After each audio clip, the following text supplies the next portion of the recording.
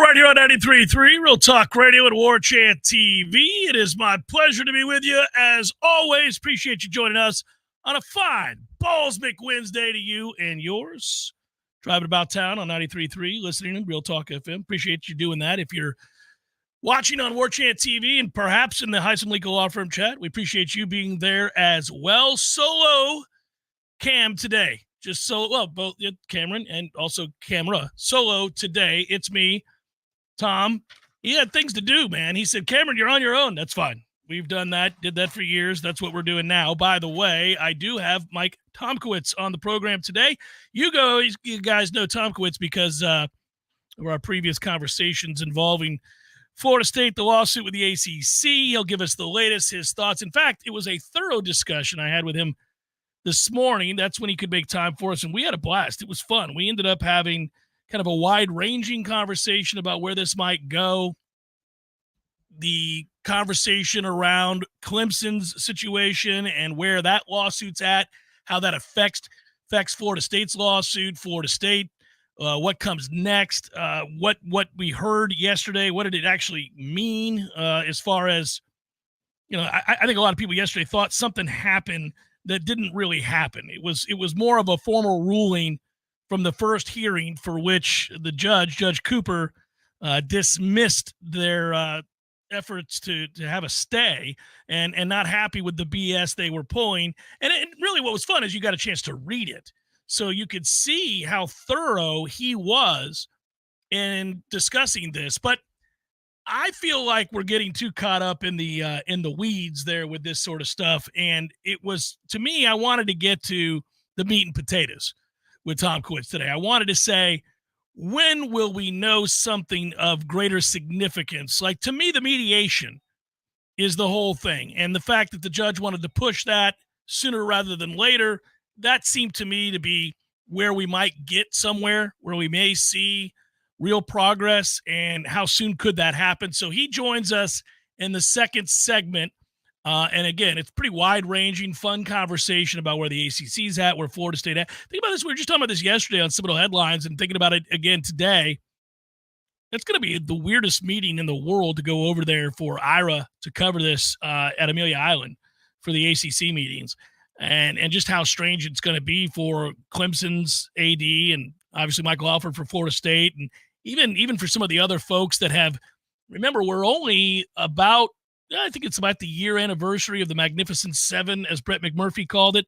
And if you recall, in that situation, he said that Florida State had found 6, dancing partners in addition to themselves, and that lots of schools were starting to see the writing on the wall here. Well, if it was good for us that Clemson got involved, wouldn't it be better if we could have a the more the merrier situation and get North Carolina involved?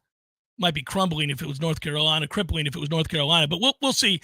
He's coming up next. First, what we had last night. I love stuff like this. I got to admit, I don't know why, it might be petty.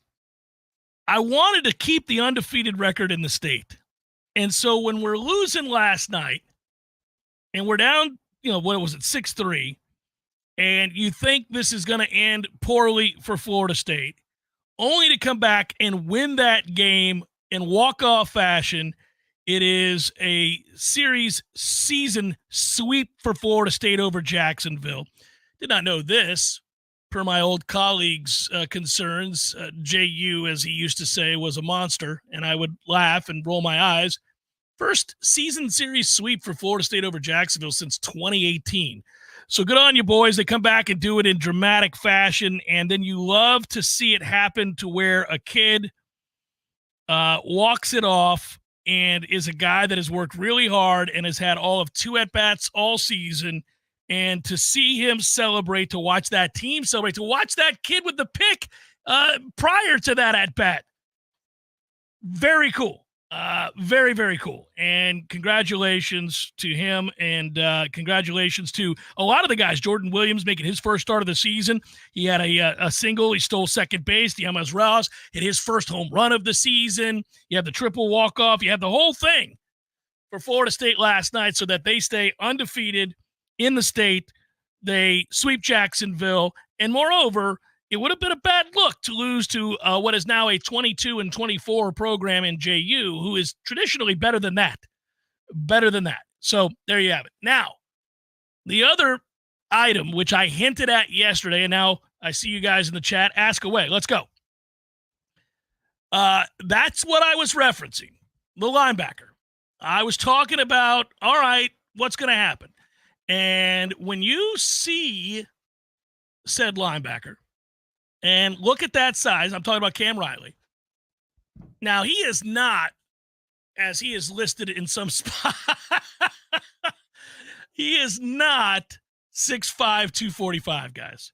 He's not. I don't know how this happens. It happens a lot with these services, and I've seen the weirdest thing with Cam Riley is you'll see 6'3", 230 and 6'5", 245. Those are two very different heights and weights, but both are big, and by our calculations, given what our linebackers have been, not named DJ Lundy, is a big dude.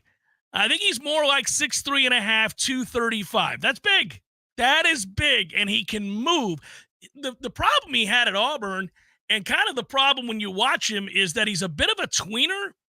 Like, it reminds me of Amari Gaynor in this sense. Like, remember Gaynor could never quite figure it out here and transferred to North Carolina, and his whole thing was that he was too small to be a defensive end. He was a little too slow-footed to be an outside linebacker. He didn't have certain aspects of being a Mike linebacker that you wanted. So it was always kind of just betwixt and between.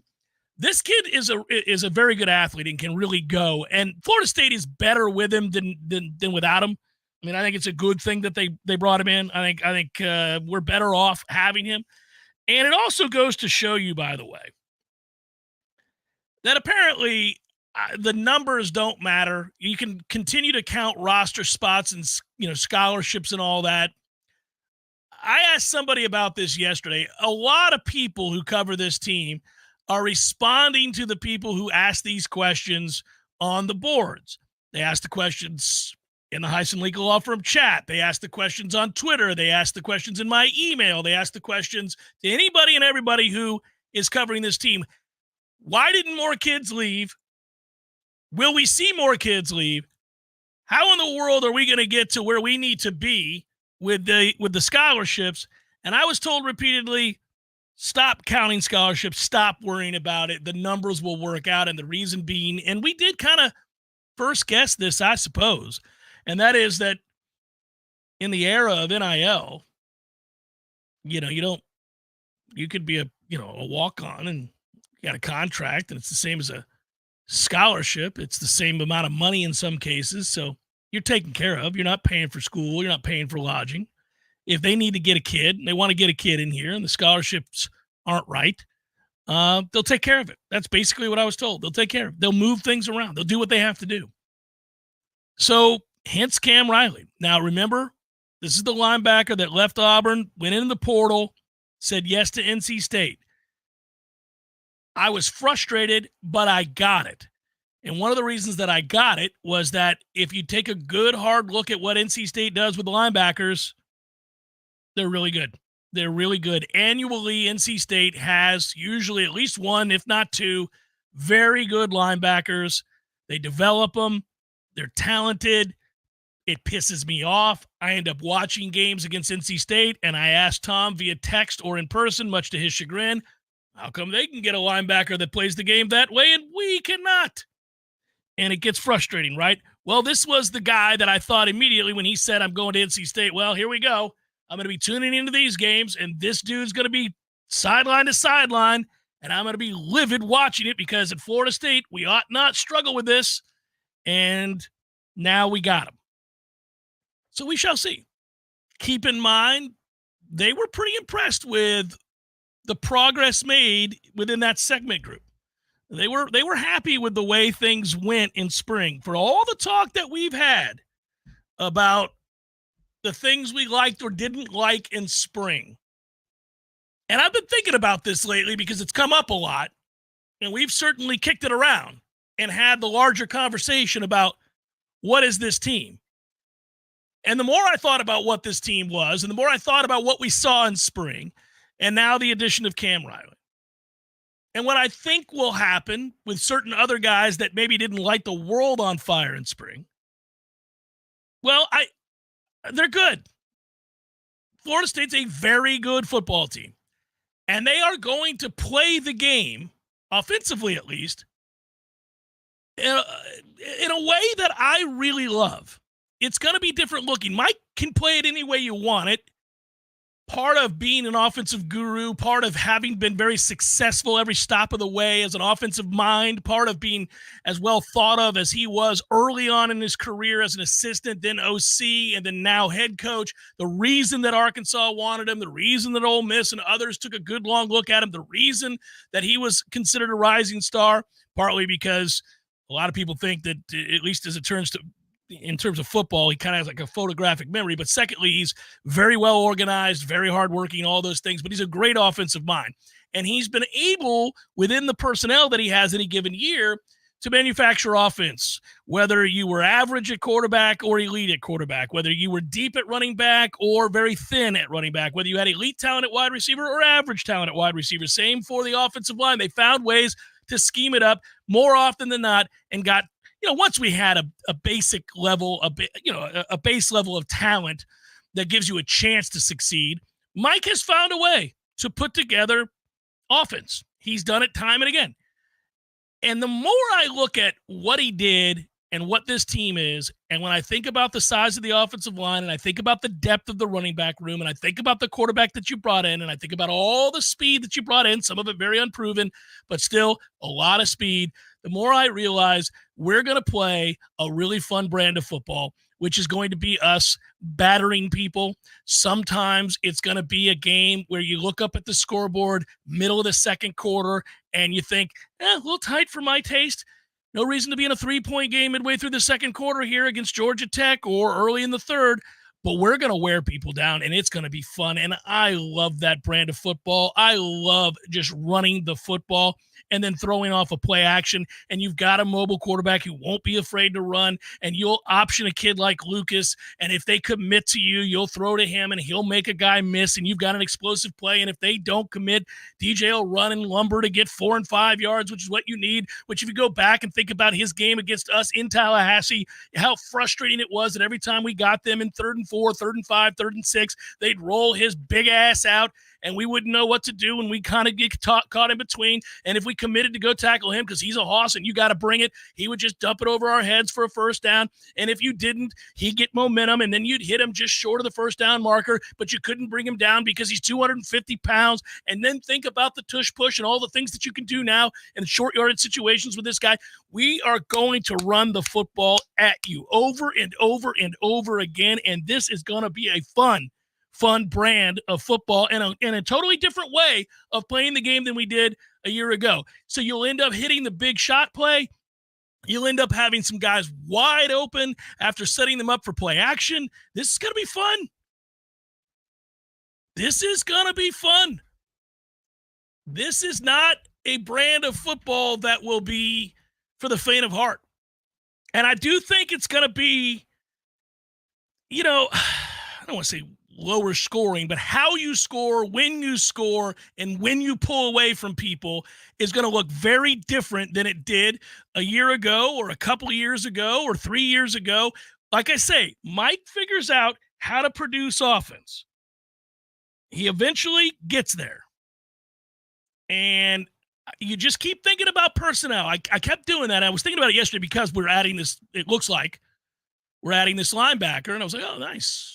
Okay, let's look at that segment group. And I started kicking it around in my head and taking mental notes of what that'll be and maybe what they'll ask him to do and what that does for Blake and what does that do for DJ and what does that do for Cryer and, what do they have in that room right now? And then that's spilled over to, well, what's their identity? Who are they? What are they going to be?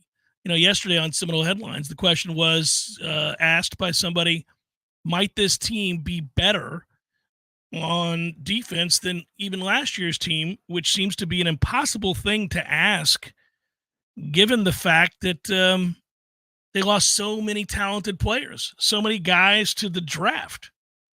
And maybe because I think it's a distinct possibility, given that you're good up the gut. I can't help but think that Farmer and Jackson are going to be great. And now you're deeper at linebacker and big in some areas at linebacker. And if Marvin Jones Jr., who had a great spring game, takes a huge leap forward, and all indicators are that he might, and Patrick Payton is playing to get paid. Put on 15 pounds, probably put on a few more before we start fall camp. He's already active. He's already long. He already plays the run now better than he did the year before. Of course, that happens as you add size and you become more disciplined and you're more experienced. And we know he'll bat a ball down with the best of them. And then you love your back end. You love your corners. Imagine Fintrell, who looked great in spring, and AZ, who looked great in spring. And, Shaheem Brown's played a ton of football. And I love the idea of Earl Little Jr. I mean, we just go on and on and on here. And the more I kept talking about that out loud, the more I got excited. Then I turned it around and went on the offensive side. Now they're lacking some things. So they're not a perfect team. There isn't one. But are you basically just annually going to be in contention to win this league for as long as you're in it? Hopefully this is the last year you're in it. And are you going to be if you're in the running to win the ACC, a playoff team? Well, the answer is yes to that. And I think that should be the baseline expectation going into any season now. And look at the way they're currently recruiting the high school ranks for offensive and defensive linemen. Look at defensive end, look at offensive linemen. The success on the field is beginning to spill over, and their point of emphasis now, because it's harder to get in the portal, we've been very fortunate and nailed it at end. You're starting to see them go get the high school ends and the offensive linemen, and now they've got to turn their attention to some of these hosses on the defensive line. But if they get there, and that starts happening, that is the only thing left for Mike and his staff, is to take another leap forward recruiting the high school ranks, especially for the hard-to-get players that you can build and develop and then have year over year from junior year to senior year, and then you've got guys coming down the pipeline, and you're good to go. I think we're seeing the maturation of a program. And to some degree, the development of an identity and a realization by Mike what he has and what he's playing to, which is really cool. Mike Tomkiewicz is going to join us next on the Jeff Cameron Show. He, of course, making sense of all of the legal jargon and what's happening in the case against the ACC. It's Jeff Cameron Show 93.3, Real Talk Radio, Warchant TV.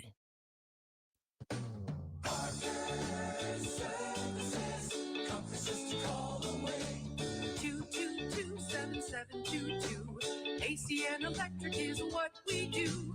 Service, repairs, and installation too. 222-7722. Parker Services. Comfort to call away. Invest in a Peak Performance membership and you'll buy peace of mind in knowing that you're extending the life of your system and probably saving money on your power bill too. The program includes comprehensive tune-ups that keep your system running at its maximum efficiency. And Peak Performance members get many benefits, including priority service. Members jump to the front of the line when their comfort system fails. And a 15% discount on all parts. The Peak Performance membership pays for itself over and over again. Call today and have peace of mind. And Parker's is now offering electrical services too. Parker Services. Comfort to call away. Florida license number CMC 050334. Widden Glass has been taking care of business since 1945. When you call Widden Glass, you're dealing with experienced, reliable professionals who offer only the best. Like Widden's top-of-the-line bath enclosures that provide style and luxury at an affordable price. Eye-catching storefronts are a specialty at Widden Glass. We'll help you design it and install it. Widden Glass, the first name in glass replacement. Call 222-5781. This is Jay of Paul's Termite and Pest Control. There are many companies out there selling pest treatment programs at prices which seem too good to be true. Like most things, you get what you pay for. Let's separate the fact from the fiction. Fiction. The price these companies offer includes all visits needed to keep a home pest-free. Fact.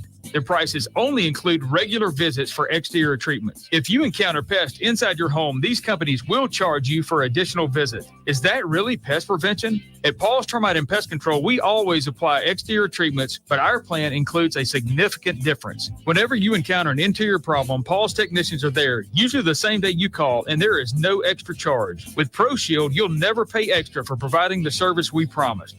Pest prevention for your home, and we'll be there as many times as needed to honor our commitment with no extra charge. Paul's Termite and Pest Control is a local company that proudly served the Tallahassee area for over 50 years. For the elimination of termites and any other pests, call Paul's. We'll get them all. And we make lawns greener, too. Have you been injured on Interstate 10? I'm Jimmy Fasig of Fasig Brooks Law Offices. We've partnered with RoadProof to access all interstate traffic cameras along I-10 from Pensacola to Jacksonville. Let us help you get the proof you need to stand up for yourself and get fair compensation for your injuries. Call us today and let us secure the proof you need to come back stronger. Fasig Brooks, 850-777-7777. Offices Destin, Tallahassee, and Jacksonville. Hey, I'm Chris Young, and here's what's happening on the next Bud & Broadway show. Hey, are you ready to see Christopher Reeve as Superman and Adam West as Batman all in the same movie? That would be cool. We're going to have another round of questionable opinions from Twitter for you. And we'll get you all caught up and up to date on the drama surrounding my son Grayson's prom date. Science-backed, technology-tracked, and coach-led. Hey, Jeff Cameron here. You've heard me rave about the benefits of Orange Theory Fitness and the proven track record of science-backed interval training. Well, now Orange Theory Fitness has done it again, adding more ways for you to improve your health and look your best. In addition to the always great standard workouts, OTF has added Tread 50 and Strength 50 for those in the mood to just lift for an afternoon or attack those cardio goals for the day. Take the guesswork out of exercise. Make sure you're getting the most out of each and every workout. Orange Theory Fitness, location Midtown Tallahassee and Village Square Boulevard. The Jeff Cameron Show is a production of the Warchant.com Multimedia Network. Check out Warchant.com today for the latest news inside Florida State athletics. That's Warchant.com. Now, back to Jeff on Real Talk 93.3.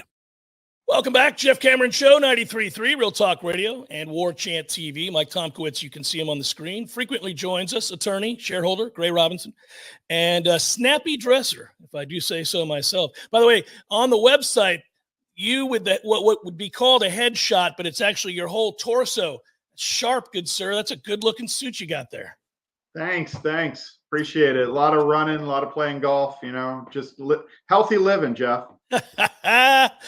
Okay, so let's get caught up because I think some in my audience, and that would include myself, a little confused by what I was seeing yesterday as if something was new, but I don't think it was new, right? What I read yesterday was that there was a formal ruling from the first hearing for which Judge Cooper dismissed their stay.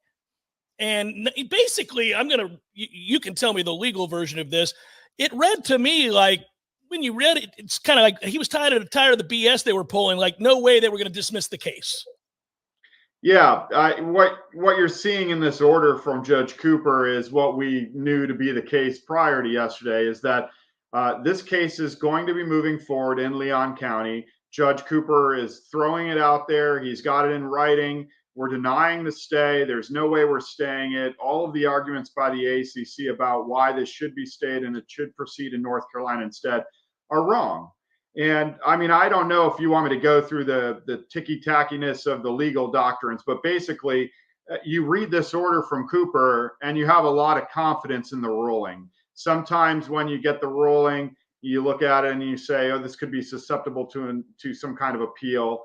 Certainly in Florida, subject matter jurisdiction is an immediately appealable issue. So it may be that after we get through the motion to dismiss, and it looks like Cooper will deny it ultimately, then they could appeal that ruling and say that there is no subject matter jurisdiction. But I think with this order from Judge Cooper, which is extremely well reasoned, it's clear that he is not letting this go. It will proceed here in Leon County.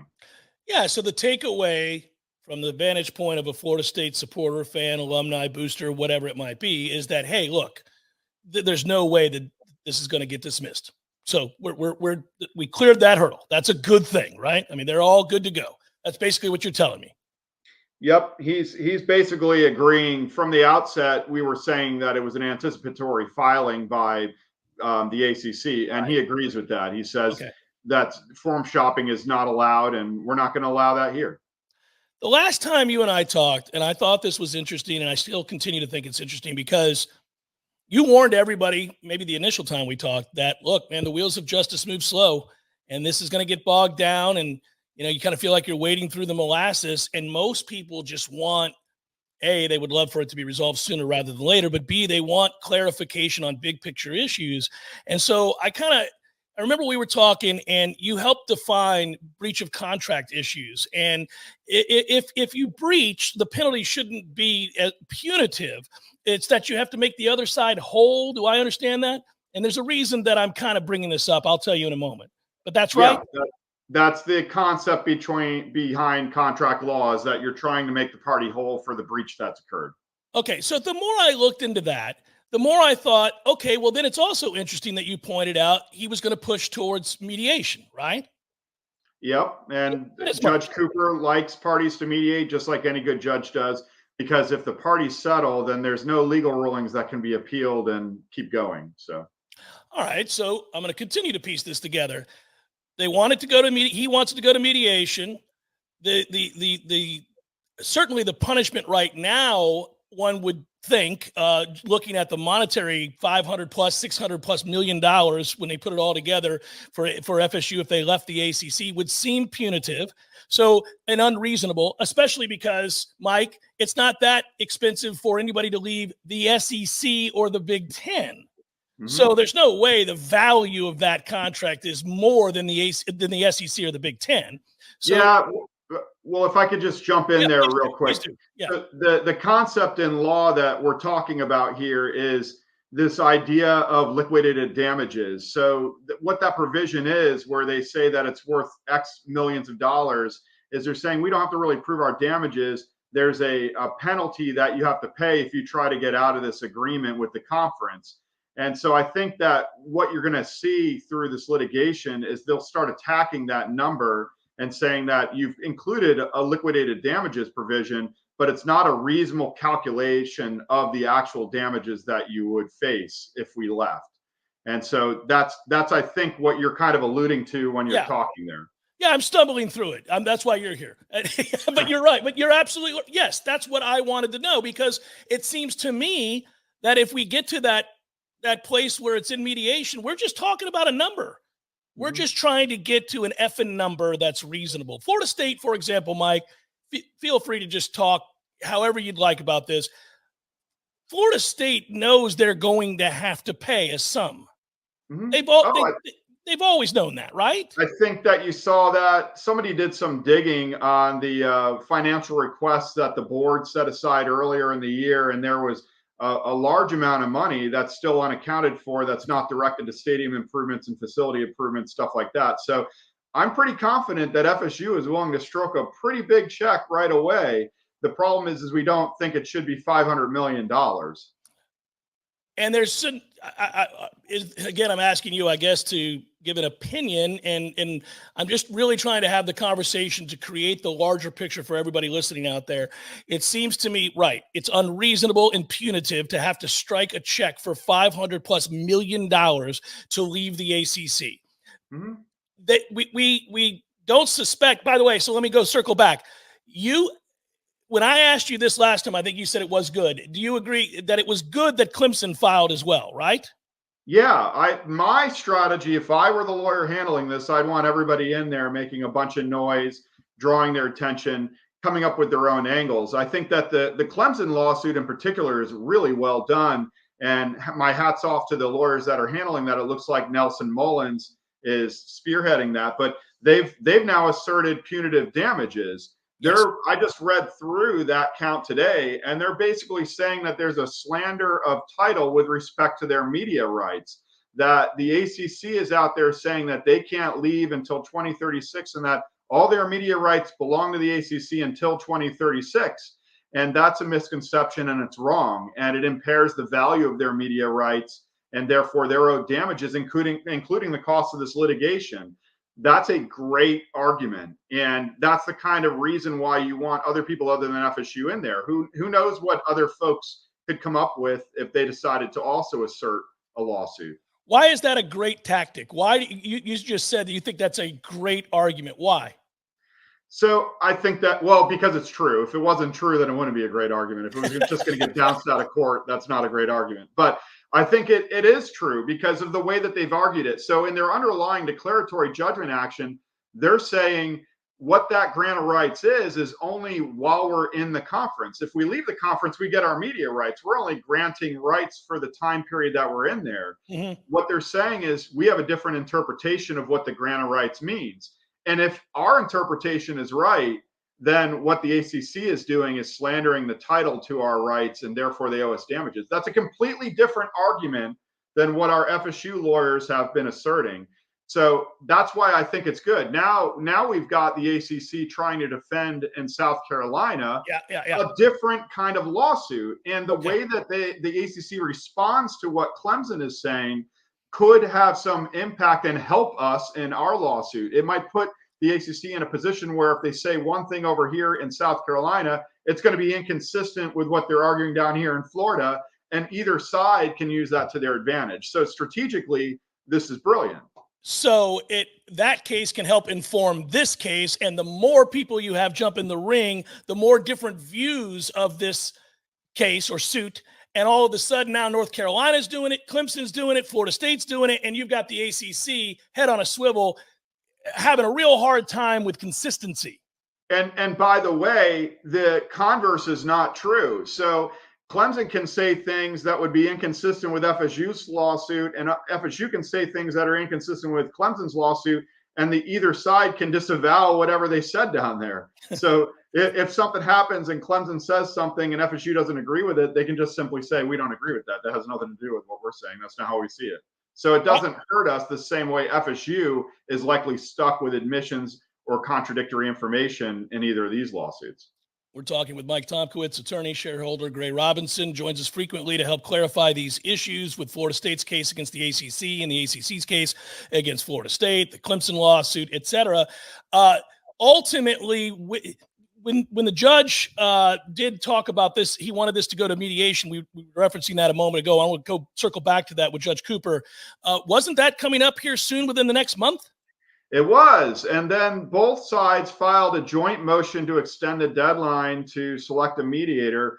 I didn't look at the order, but needless to say, frankly, I don't think it's ready for mediation quite yet. You want to get through all these issues. For instance, the denial of the stay, the ultimate denial of the motion to dismiss. You don't want those factors lingering out there if we're going to go try to mediate it, because if those are questions that are undecided, the other side, the ACC in this context, would be saying, well, that's a reason why you should pay more, because there's a chance that the stay will be granted or that another motion to dismiss will be granted. So let's clear up all the easy questions that are going to be in one party's favor, and then you can get to the basis of how you're going to determine how much money is going to be paid, because you'll have more certainty as to the questions and the risk. Well, that brings me to what, in your mind, is that timeline to clarify these initial rulings in order to get to the meaty stuff, which is the mediation? Yeah. So, full disclosure, I read the boards and I read what's out there on the internet. So sometimes I feel like what my legal opinion is influenced by what I read by certain posters on, say, Warchant, that sort of thing. So sometimes I try to separate that.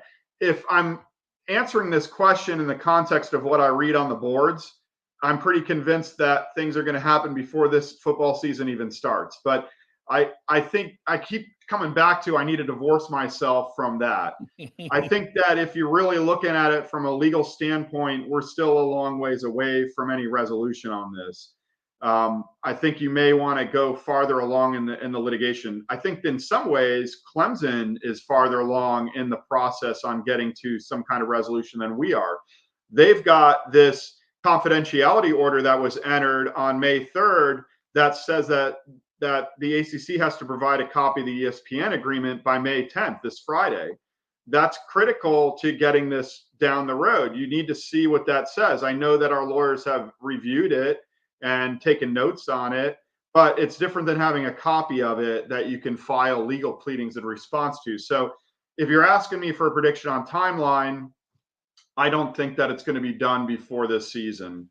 I think it's still a fair estimate to say that we would be out before the 2026 season, but I don't think that we're close to really resolving. But that being said, I think I said this previously, when it starts getting close to being resolved, I feel like it's going to happen quickly.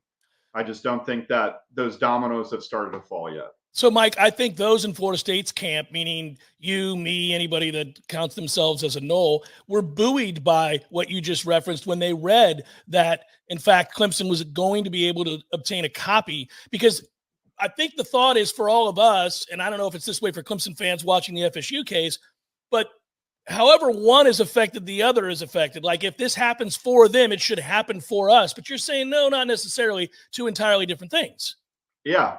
Right. And perhaps the way that the Clemson suit is positioned, I'd prefer them to be pushing it harder. Maybe it's better for them to try to get it resolved than us. So again, that goes back to the point where I said it's better if there's a bunch of folks that are in there trying to assert their rights as opposed to just FSU.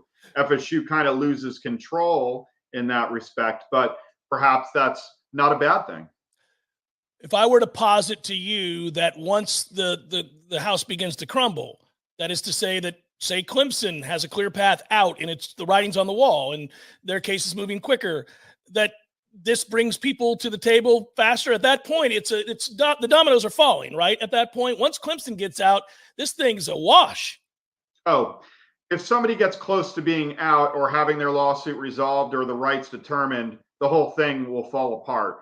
If FSU gets it done first, Clemson will get the similar terms. If Clemson gets it done, FSU will get similar terms. Right. What would be interesting is if one party doesn't believe that the terms are fair. So whatever the deal is for Clemson, if FSU says that's not good enough for us, we deserve like a lower value, whatever it is, that would be an interesting situation, which could happen. I just don't think so. I think that everybody involved understands that money is going to be paid to the ACC, and they just want it to be a little unreasonable, not just completely on the moon unreasonable.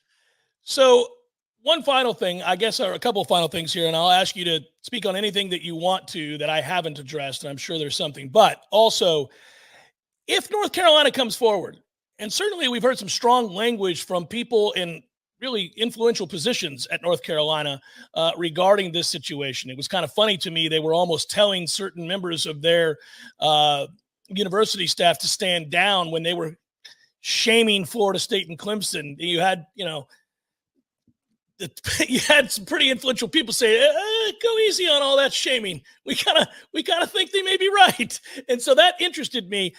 At some point, let's just say, another hypothetical because it's interesting, we're basically at the anniversary of Brett McMurphy talking about the Magnificent Seven, in which it was alleged there were 7 teams that wanted out of the ACC and that they were bonding. All right, going off of that premise, we think we could guess the teams, but for this sake, let's just say it's North Carolina and Virginia Tech, Louisville, and others.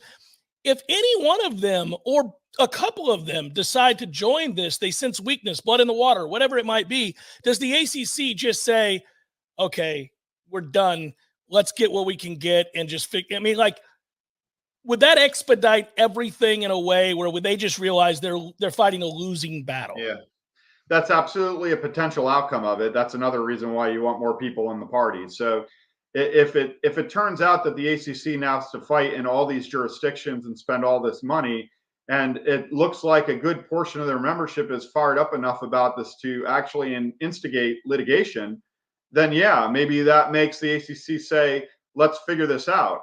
I think it more likely that the ACC looks at this as an existential crisis, just like FSU does, and they aren't going to let this go until it gets so close to the house of cards crumbling that basically ESPN says you're risking everything. And if you want to have any kind of relationship with us going forward, you need to figure out how to not let this go any further. And so I think that you're going to see pressure on the ACC from multiple angles, but the more that we can get from its member institutions, the more likely we are to have the house of cards tumble. Anything that I missed, Mike, that you'd like to address here before we reconvene down the line? No, I would like to add that Judge Cooper he's still got it, man. That guy is a great judge and perhaps the best lawyer on FSU's side, seemingly. Of course, he's going to be fair, but he did his own research for this order on the motion to stay. It is a beautifully written order, well reasoned, multiple reasons to support the decision. And when you read it, you just come away with a sense of absolutely just great job. So Judge Cooper, great judge, proving to be so still. And so I think that everything's going the way that you would want it to go if you're Florida State right now. I love it. I envision you and your fellow attorneys maybe meeting up for a Friday happy hour and saying, did you read Cooper? My goodness gracious, guys, the guy still got it. We do. Sometimes we go up the corner pocket. You may see us up there, Jeff. I will have one with you, sir. And I always appreciate your insight. Thanks for making time for us as usual. Have a good rest of your week, and I'll talk to you soon. Thank you, Jeff. Have a great day. Take care. You too. He's the man. He frequently joins us, and we're thankful for it. Mike Tomkiewicz, attorney, shareholder, Gray Robinson, and as I said, snappy dresser. Insightful. I was trying to get to the meaty stuff, guys. I didn't want to get bogged down in the weeds with, what does this mean and what will be the retort of that? And because right now, like he said, we're just trying to clear some initial hurdles. And of course, this takes time, and we're all impatient when it comes to something as significant as this. So the thought being that Florida State, the sooner they can get to mediation, the better. And maybe clearing these initial hurdles as they did yesterday. A good sign. Impressed with Clemson, huh? Took you a while to get on board, but once you did, you became quite the ally and a fierce fighter in your own right. It's Jeff Cameron Show, 93.3 Real Talk Radio, Warchant TV. Your local news now. After 60 dogs were seized from a Tallahassee pet rescue owner's property last month, more than 30 pigs were also seized from her second property. The dogs were confiscated last month after being found in muddy cages during a welfare check. The news comes after Judy Dubois was arrested last week for animal cruelty charges related to the seized dogs. A judge granted the Tallahassee woman a $5,000 bond Friday in her first court appearance. The judge also ordered that she could not have any animals in her control. The confiscations of animals from Dubois' properties resulted in an influx of more than 100 dogs at the Tallahassee Animal Service Center. The shelter put out an urgent plea asking for foster parents Friday. The animals have not been officially surrendered by Dubois. The courts will decide if those dogs will be returned to their owner, euthanized, or put up for adoption. The biggest priority for TAS is finding a home for the dogs that are being displaced as they make room for more. This is Rachel Anay with your Real Talk 93.3 local news update, brought to you by Macklemore Systems, Tallahassee's go-to Mac store. Check them out online at MacklemoreSystems.com. This is meteorologist Paul Trombley with your Real Talk 93.3 weather update. Ample sunshine expected this afternoon with daytime highs approaching 90. Winds out of the south, 8 to 15 miles per hour. Lows around 73 tonight. Mainly cloudy skies expected. Cloudy skies with a few peaks of sun tomorrow. Chance of thunderstorms. High temperatures reach up to 92. This report is brought to you by the Lawn Johns. For all your landscaping and lawn care needs, visit thelawnjohns.com. Right now, 88. This is Patty Wilson. Oh, I'm sorry. We're ready. He's recording. Why are you always saying your last name? It's Patty and Scott. Everybody knows Patty and Scott. I don't know. This is Patty Wilson. I am Patty Wilson. What is the idea behind said promo? It's for Patty's Playhouse. We're on Patty's Playhouse Saturdays at 11. Tune in. That's stupid. Just tune in. Saturdays at 11. Patty Wilson, Patty's Playhouse. House talk with a happy ending. Each and every time. There is no Bigfoot, Eddie. Would you stop with that nonsense? There's a Bigfoot, Jeff. I wish there were. By the way, I don't want you to point to me as the guy that takes all the fun out of the room. I wish there was the Loch Ness Monster. I wish there was the Bigfoot. I wish there was the Chupacabra. All the things. They're all mythical except for the Bigfoot. The Sasquatch. The Bigfoot? The Bigfoot. There's big feet. There's lots of them. So like different, breeds, like different kinds. There's like, families. There's different families. And, so if they're in the snow, you call them a Sasquatch. Or the Yeti. Right, yeah, and then here in Florida, that's a skunk ape, and but never heard that one. By the way, why do you think it's real? We would have found them by now. They're the hide and seek champions of the world. Nobody finds the Bigfoot. I think you believe in Bigfoot. I do believe in Bigfoot. You don't believe in I believe in Bigfoot. Don't tell anybody you believe in Bigfoot. I would go look for Bigfoot, but he scares me. Gordo's, bringing the flavor and flair of Cuban food to Tallahassee since 1996. The Jeff Cameron Show is a production of the Warchant.com Multimedia Network. Check out Warchant.com today for the latest news inside Florida State athletics. That's Warchant.com. Now, back to Jeff on Real Talk 93.3. All right, so heads up here really quick. I want to tell you something interesting that adds to the conversation. And our thanks to Mike Tomkiewicz, by the way. Appreciate him. Had to record that this morning. You guys can tell that, obviously, but for purposes of transparency, he's busy day. He's a lawyer. They all have to be busy, don't they? Anyhow, but I'm wearing the same shirt, so you know it was from just a couple hours ago. Point is, I've got an interesting nugget about this that might add to sort of a sense of urgency regarding when we get out of here, how quickly we can get out of here, when maybe the ACC and or ESPN would be excited about that conversation. Excited's the wrong word. Reside themselves to having that conversation. But first, I have to do the business of business and thank all of you in the Heisen Legal Law Firm chat. Attention, Florida, are you a victim of an auto accident? We introduce our live chat sponsor, Heisen Legal Law Firm, dedicated to representing injured clients statewide. If you've been in an accident, call Heisen Legal Law Firm at 813-803-0733 for a free consultation. Remember, there's no cost to you unless they win. Your interests come first with Heisen Legal Law Firm, the name you can trust for justice. Call 813-803-0733 now or visit HeisenLegalLawFirm.com. That's Heisen Legal Law Firm, your advocate in times of need, offices, Tampa. All right, back to what we were talking about here. I thought this kind of passed by yesterday and did not get a lot of notice, and it caught my attention, and I added it to my notes. See, these are notes for those of you watching. And in this, I saw where ESPN Plus posted a $65 million operating loss for the quarter. Now, profitability has retreated, is one way of saying it, for the second straight quarter for ESPN Plus. Remember, the games that aren't on the ACC network, like that game of the week or whatever, you often find on ESPN Plus. Initially, that was very profitable for Disney and ESPN. It is losing money now to the tune of a $65 million loss.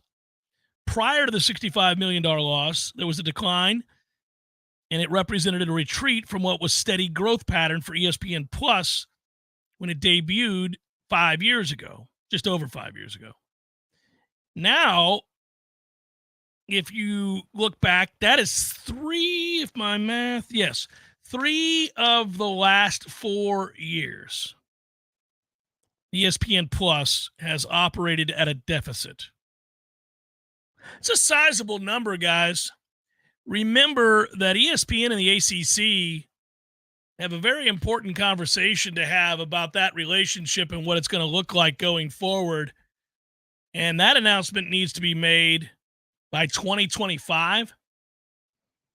One can only believe that with an operating deficit of $65 million this last quarter and a big decision on the horizon, that perhaps ESPN takes the stance that this is a foregone conclusion. The asset that was the ACC network, albeit nothing close to the asset that we have in the SEC now, nonetheless was an asset, is hemorrhaging. And wouldn't you at that point alter the relationship, change the nature of that contract so that you're not hemorrhaging money? And wouldn't you then say, if it's a foregone conclusion, perhaps I should grab the remaining assets that are within the league that people flock to televisions to watch? After all, we're moving towards the Super 2. I don't know how many teams that eventually is going to be. We just know we'll be amongst them. I would presume, of course, that Clemson will be amongst them. I would presume that North Carolina actually will be amongst them. Not everybody agrees. But if you have a pending contract and an announcement that has to be made by 2025, and 3 of the last 4 quarters you've lost millions of dollars on ESPN Plus, it probably informs whatever decision you're going to make. And I would like to believe it's at that point that you say, hey, you know what? This is doomed. Let's get what we can get. Let's restructure the organization or the asset that is the ACC to a much more agreeable number. And then let's take Florida State, who, objectively speaking, this is not up for debate. This is not me being a homer. Somebody could listen to this from outside the market. Somebody could be tuned in just to hear what we're talking about and say, oh, of course, he's a Knoll. He's going to say that. He's in Tallahassee. He's broadcasting live from there. He works for Warchant. Why wouldn't he say that? No, that's an objectively true number. You know this. You can go look this up. Florida State, by any measure, is one of the biggest, and as Mike would tell you, biggest brands, iconic brand even, guys, iconic brand in all of college football. And people watch Florida State. Why wouldn't you, if you were ESPN, want that to be part of your SEC broadcasting prowess? Why wouldn't you want a Clemson as opposed to letting Fox in the Big Ten plant a flag in your backyard and be coast to coast with some of the biggest brands in all of college football, when you could cut your losses now and feel like this is inevitable, grab the best assets from the league, restructure your deal, put those that you want in the SEC to further bolster your lineup week to week for the next television contract, and that would include a Florida State.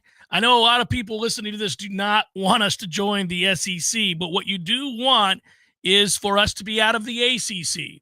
And anything that expedites that is a very good thing, and that includes losses to things like ESPN Plus and decisions that are looming, that are informed by $65 million worth of losses in the last quarter.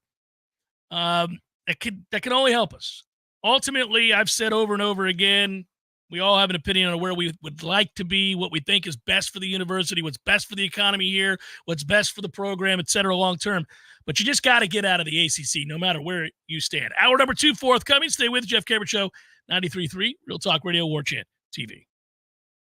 The weather is unpredictable and can cause issues around your home. Weston Trawick provides commercial, residential, and industrial electrical wiring services, yearly inspections on fire alarms, portable generator sales, and so much more. With 24/7 emergency service and repair, Weston Trawick will be your calm in the storm. Give them a call at 514-0003. Weston Trawick, professional electrical services day or night. Visit online at westontrawick.com. Hey, no fans, our partner ISF Inc. is a national management and IT consulting firm located right here in Tallahassee, Florida, solving the future for state governments through strategy, process, and technology. As a trusted advisor for state governments, ISF knows the importance of defining a clear and detailed strategy. Our friends at ISF can help your organization create a strategy that sets you on a path to success. ISF, your vision plus our expertise brings your brilliant ideas to life. Visit ISF.com to learn more. ISF, solving the future.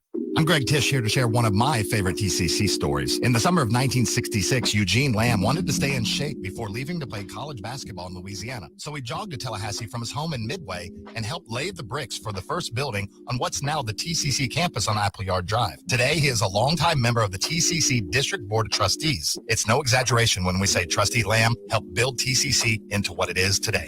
TCC thanks our community for 58 years of support. We look forward to moving into the future together.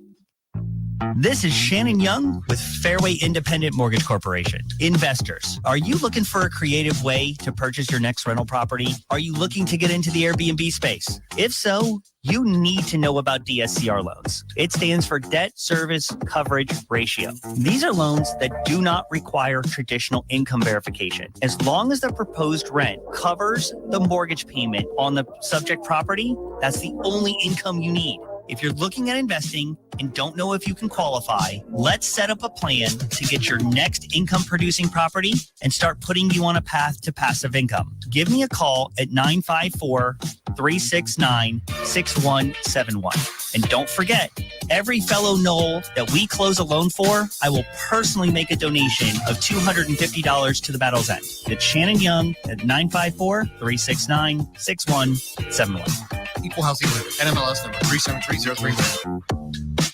There's fun to be had every night at the Corner Pocket. Take home prizes on Trivia Tuesdays and Beer Bingo Thursdays.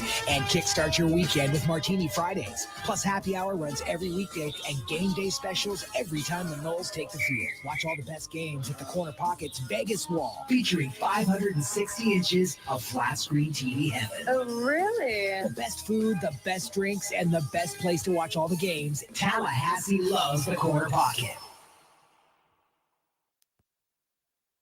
Coming up next, more of the Jeff Cameron Show. Live and local on Real Talk 93.3. WVFT, Greta, Tallahassee. The latest betting odds and live movements from Vegas. This is your action update. Now here are your latest lines from our guys in the desert. Rory McIlroy, the plus 650 favorite in the Wells Fargo Championship at Quail Hollow in Charlotte. Xander Schauffele 9-1. Wyndham Clark is 14-1. Those are the big guns, McIlroy, Schauffele, and Clark. You can bet the big guns to win at plus 260 against the field at minus 400.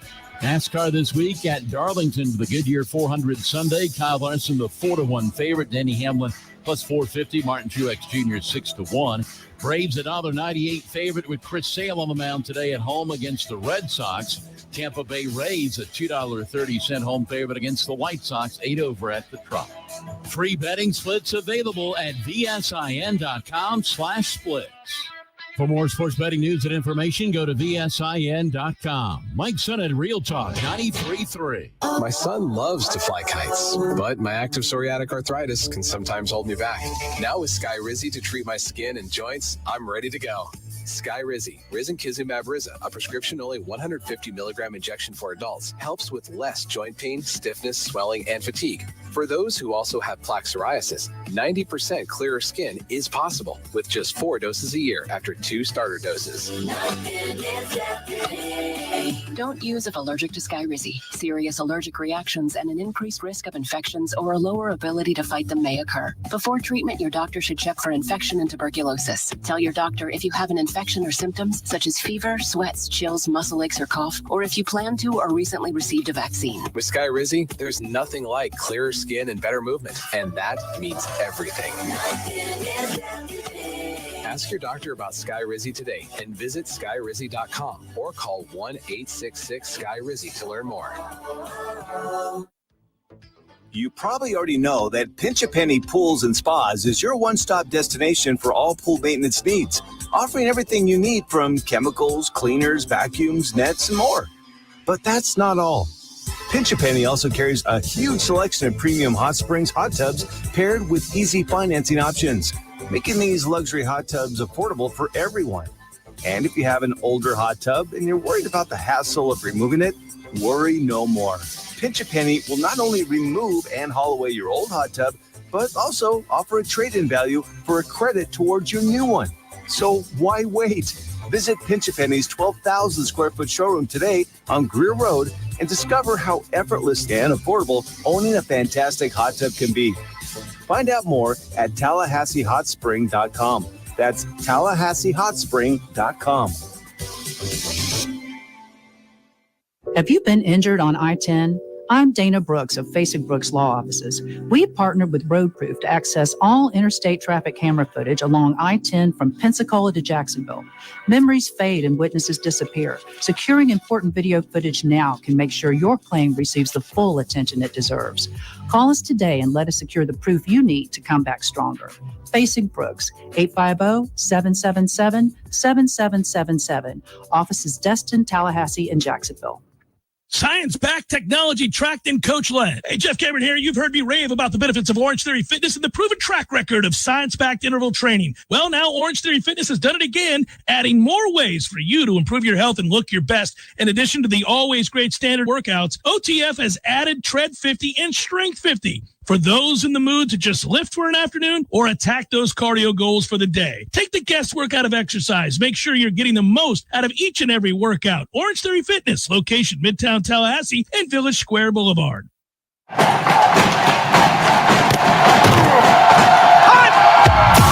Broadcasting live from Florida's capital city, this is the Jeff Cameron Show, brought to you by Orange Theory Fitness on Real Talk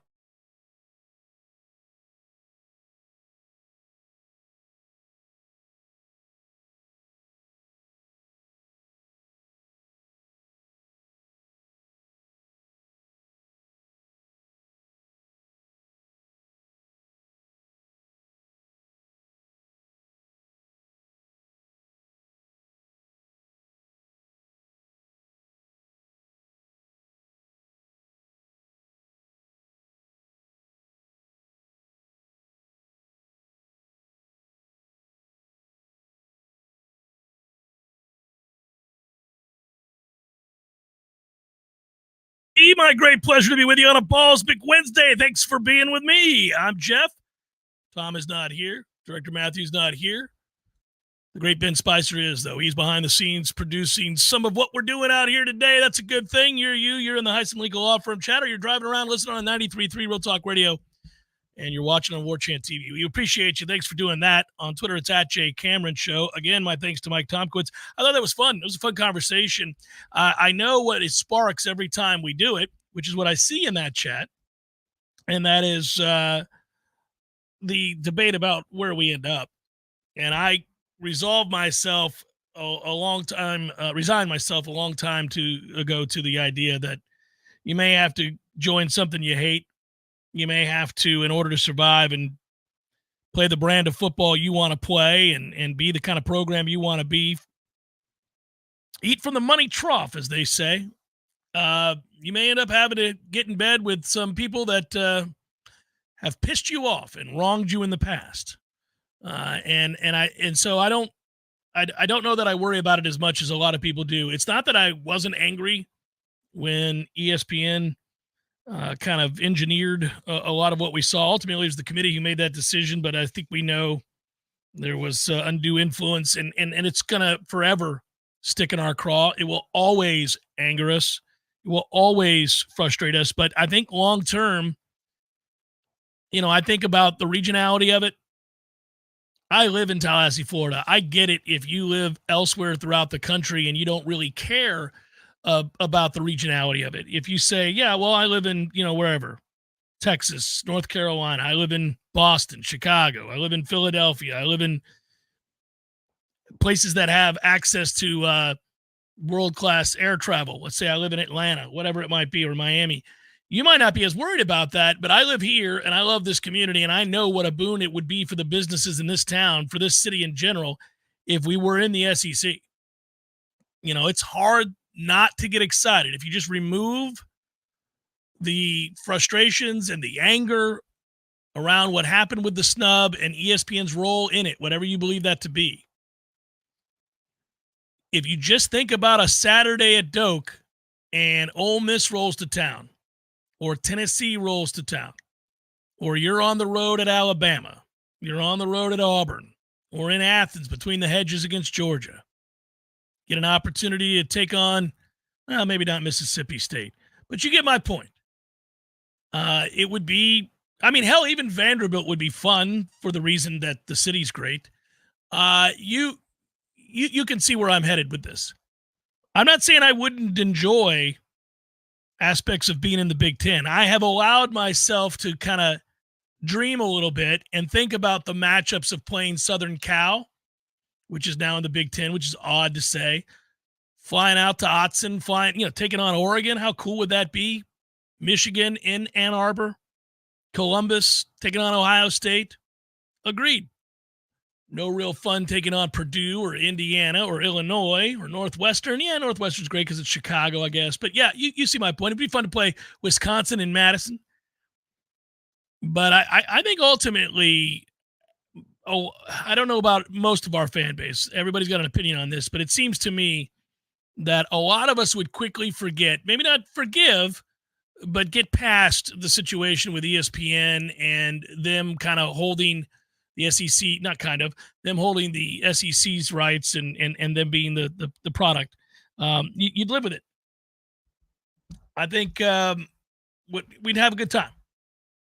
And I would imagine at that point, the road trips, we're not making a ton of the great road trips in the ACC.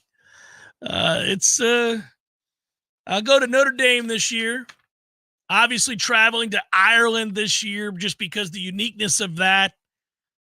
It's a one-off. It's an amazing experience. I think a lot of this fan base, and it's a small stadium, so it'll be fascinating. We talked about this yesterday too, but I think a lot of us will travel to that SMU game. A ton of us. And then I don't know what other road games we're all that pumped about. You going down to Miami, guys? Gonna make your way? I think they need us more than ever. We tend to take the place over. We tend to muscle them out of their own stadium off campus as it is. Many, many miles and miles off campus, of course, and we find ways to take over that stadium for this game. But if you're listening to Miami these days, and if you're looking on the boards and you're following along on social media, do so incrementally, guys. Don't spend too much time on that. But if you are, you'll see that once again, there is a sense down in Miami that they think, stop me if you've heard this before, that they're back. Miami believes that they ought to be the odds-on favorite to win the ACC. Don't believe me? Look around. Go ask a Miami fan. They're certain they finally have their savior at quarterback after they ran off Tyler Van Dyke, and they thought he was going to be a savior too, if you recall. But they were sure. But they got him now. They're spending, from what I've been told by those in the NIL space, the second or third most amount of money on their roster of any team in college football this year. So, okay. Here's the thing that goes with that, and you know this, and perhaps the best navigation in a new era of college football and the way in which you gather players and talent and stockpile it and build rosters, set up depth charts. Perhaps the best illustration of Mike's coaching prowess has been the CEO aspect of all of what he does. Great coach, great offensive mind. But I've been more impressed with the organization, which allows him to then utilize the offensive acumen on Saturdays because he's not worried about putting out fires on Monday, Tuesday, Wednesday, Thursday, Friday. He's not trying to salvage something of a relationship with a player who's hell-bent on leaving because he's checking the pockets of the guy next to him within the same segment group. Mike has figured out that balance, along with the battle's end, of how do we make this work? When is the right time to usurp? When is the right time to decide to pull the trigger and not worry about feelings of this player and that player? And when's the time to understand that maybe we don't want to reset the market or overpay or bring a guy in that's a rotational piece but not a game changer? When you bring in a guy, and Florida State brought in a guy today, I'll talk about it in just a moment. When you bring in a guy, especially a transfer portal guy who's going to want to come in and play, who's in the portal for a reason, who's had significant experience in big-time college football, when you bring that guy in, you're going to have to make a monetary commitment of some kind to this individual, and you know that will affect your locker room. But here's where it really affects your locker room. If you start losing, it's easy to sustain, maybe not easy, it's easier to sustain great culture in any workplace if everybody's making money, if the company's profitable, if your bosses and shareholders are happy. Then maybe we don't zero in on Keith's issues. I saw that guy the other day playing video games on his phone for half an hour. Keith's a good guy. He's a good guy. He gets his work done. I know he gets a little flaky sometimes. You can ignore Keith. You can ignore Keith screwing off for half the day. If Keith's making money, everybody's making money. We don't say anything. We're doing well. When Keith's overpaid and he screws things up and now the company's losing, or in this case, Miami begins to lose games on the field, and all of the people that got usurped, all of the people that got passed over for more money brought in from the portal because they're throwing it. They're throwing it left and right. They're all in. Mario must succeed. Then you have division, then you have a free-for-all, then you have a mass exodus, and then you're starting over. And whenever you start over, like our friends a couple hours away, maybe starting over at the end of this year, it's fun to watch the seemingly building tension and disarray from your rivals. But back to us for a second. Mike has figured out how to balance that, figured out how do you present it? How do you get guys that still have that edge, that want to work? Guys that understand that there's a balance to this. We used to talk about this back in the day when free agency in the NFL became a thing that was a topic du jour. Like on a weekly basis in the offseason, you began looking at certain potential free agents, whether to sign or not sign guys. And one of the things that always struck me was that there are certain guys who get it, right? Like, so you've made a lot of money. You've made 20, 30, 40, 50, 60, 70 million dollars.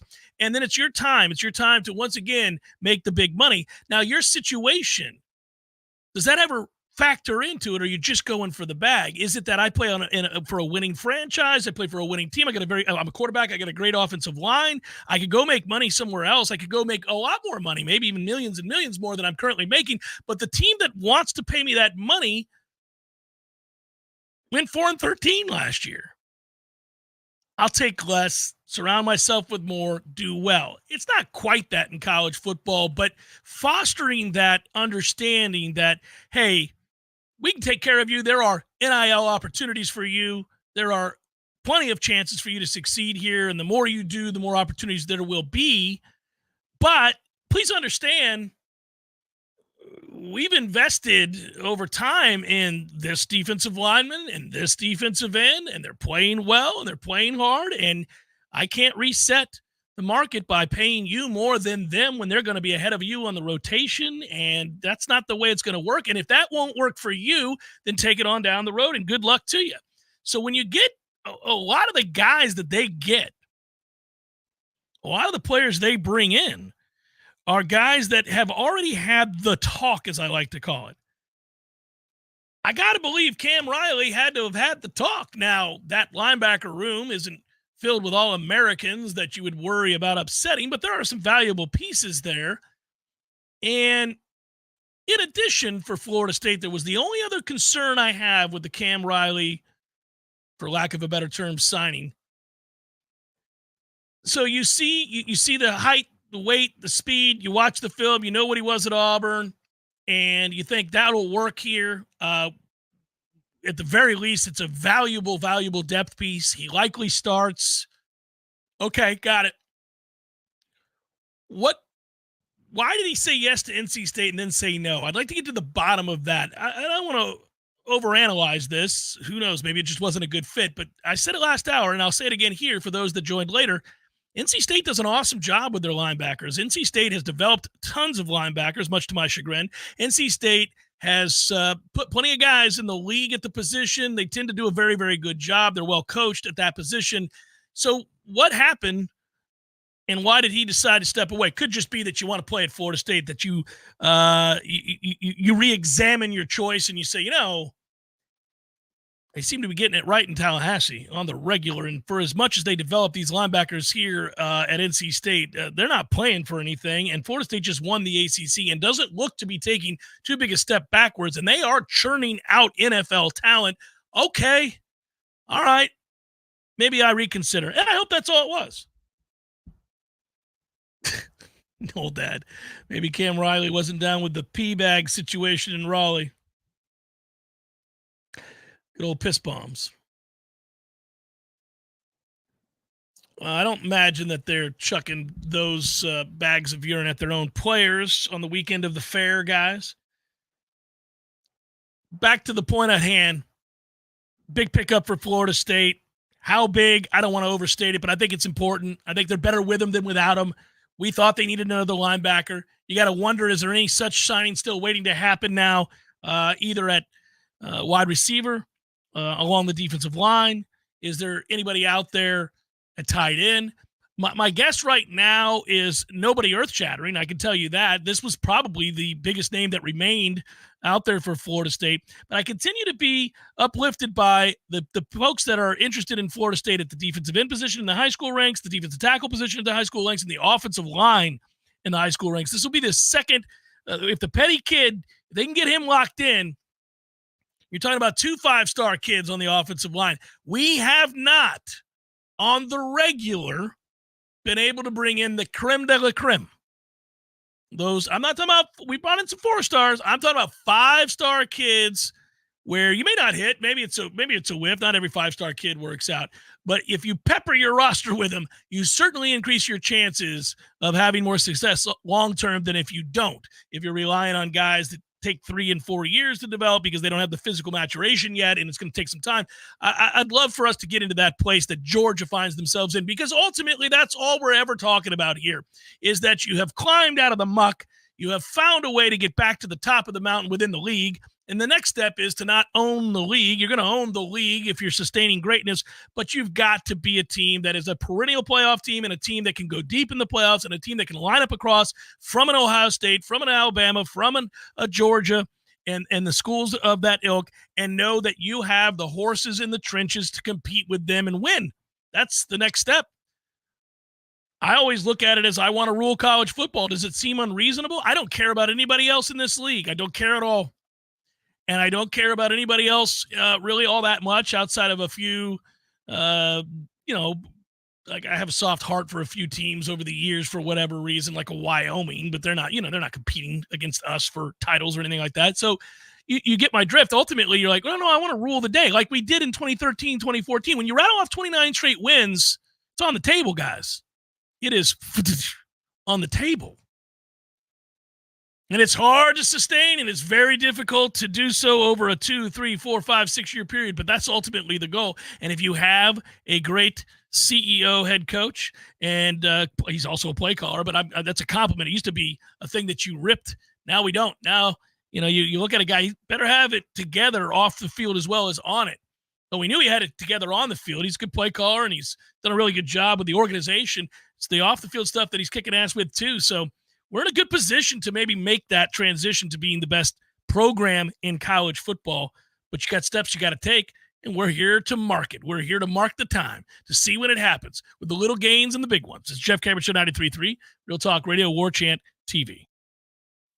Hey, let me tell you about my friends at Tried and True Consulting, a Seminole-owned business that specializes in payments and business solutions. Tried and True's core expertise includes card, ACH, point of sale, mobile, e-commerce, and hosted payment solutions. Tried and True will help you reduce costs and increase your bottom line. That always sounds nice. Whether you're a retailer, restaurant, licensed professional, or service industry, Tried and True is saving you money. Tried and True's expertise extends to payroll, video menu ad boards, IT services, web design, and social media. It's time to make one call and tell the competition to take it on down the road. Call Don or Joe today at 844-464-6653. That's 844-464-6653. When you do business with Tried and True, they contribute 10% of the net revenue to the battle's end. So go Tried and True today. Call 844-464-6653. Zaxby's has been perfecting chicken fingers for 30 years. So what now? Now we go to the sea. Introducing the Southern Fried Shrimp Meal with butterflied shrimp that's perfectly golden fried. A perfect blend of cocktail sauce and Zax sauce that we call Zax Tail Sauce. Plus perfectly seasoned crinkle fries, perfectly buttery Texas toast, and even a drink with perfectly pebbled ice. Here's to 30 more years of perfect. The new Southern Fried Shrimp Meal at Zaxby's. Woo, saucy. Zaxby's. Thank you for calling the Medicare Help Desk. How can we help you? Can you help me choose the right coverage for myself and my wife? We sure can. We can help you choose from Medicare supplements, Medicare Advantage, or standalone prescription drug plans from over 30 different insurance carriers. How much does it cost? We have a fixed income and can't afford extra expenses. At the Medicare Help Desk, the consultation is completely free. We are here to help. Thank you, Medicare Help Desk. Hi, this is Justin Colvin, founder of the Medicare Help Desk. In my 17 years of experience, I routinely speak to seniors who are overwhelmed by the multitude of coverage options available to them. That's why I created the Medicare Help Desk, a place for you to get clear answers to all your questions and make sense of all the confusion. I've helped thousands of clients, and I live right here in Tallahassee with my family. I am active in my church and wish to help and serve my community. If you need help navigating the Medicare landscape, I'm easy to find. Just visit the MedicareHelpDesk.com. That's the MedicareHelpDesk.com. At Paul's Termite and Pest Control, we know if you have something in your home that's not supposed to be there, you want it gone now. Not in a couple of days, not tomorrow, but today. That's why we offer a same-day guarantee. If you call Paul's before 12, one of our technicians will be out before 5. We guarantee it. The health of you, your family, and your pets is why we promise to do everything possible to quickly resolve your problem. And we do so using the safest chemicals. Notice a pest problem? Call Paul's Termite and Pest Control before 12, and we're there before 5. Call Paul's. We'll get them all. We're all spending more time at home than we ever have. And our yards have become more than something we look at through the window. They are now a major part of our refuge. Now that we're outside more, wouldn't it be great if we could eliminate the things that make us want to run back inside? Pests like mosquitoes and fire ants. Paul's Pest Control can do just that, and will do it for a surprisingly low cost. Our treatments are done outside. There is never a reason to enter your home. The weather is beautiful, and now is the time to be outside.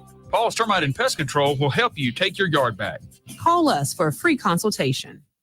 Science-backed, technology-tracked, and coach-led. Hey, Jeff Cameron here. You've heard me rave about the benefits of Orange Theory Fitness and the proven track record of science-backed interval training. Well, now Orange Theory Fitness has done it again, adding more ways for you to improve your health and look your best. In addition to the always great standard workouts, OTF has added Tread 50 and Strength 50 for those in the mood to just lift for an afternoon or attack those cardio goals for the day. Take the guesswork out of exercise. Make sure you're getting the most out of each and every workout. Orange Theory Fitness, location Midtown Tallahassee and Village Square Boulevard.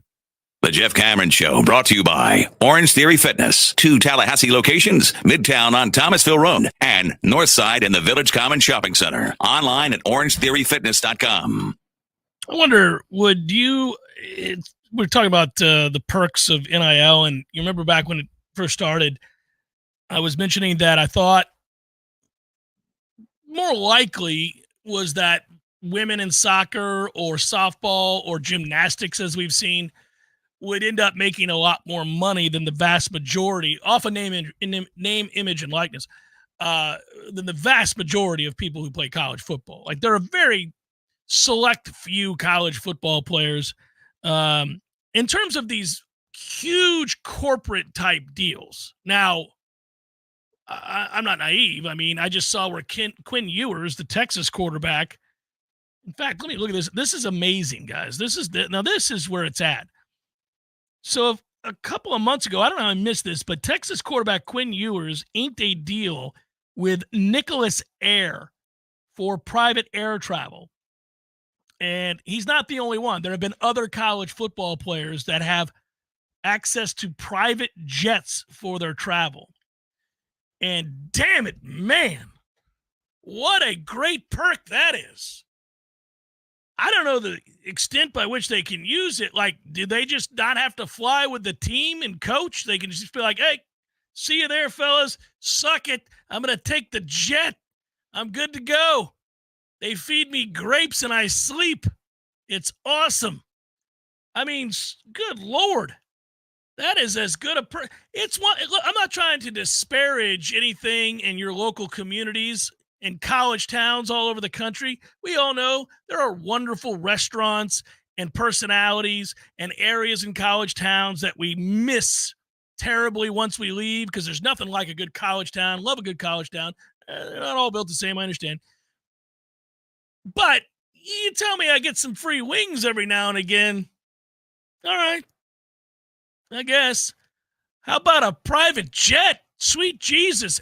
And as somebody who needs a brand new drain field, and I'm not clamoring for anybody to step in here, but if it happens, it happens. I'm just saying this. I had no idea until recently. I'm going to bring back to college football. I had no idea until recently that, like, a drain field is the most expensive thing you'll ever buy. What are we doing? I wish I had a clue. I can dig into the ground and put some mesh and rocks together on a hill. What are we doing? That's insane. I got people out here telling me, oh, you need a new drain field. That's going to be $12,000 to $15,000. You want to throw things. House ownership kind of sucks. I'm not going to lie. You guys can talk about your equity. Kind of sucks. Drain fields. No, P. Simpson, Warchant does not fly all of us on the staff privately. Now, we do get reimbursed for our travel. I will tell you that, which is nice. And, they'll put us up. We get a place to stay, maybe an Airbnb. Good times, but no, I don't get that's. You'd be better off if you're one of these companies. Nicholas Air, give me a call. Come find me. Jeff Cameron Show. Let's make it happen. Do you know how often the whole thing is, right, people utilizing your services and seeing the benefits of using private jets. I mean, everybody can see that, right, firsthand. It'd be awesome.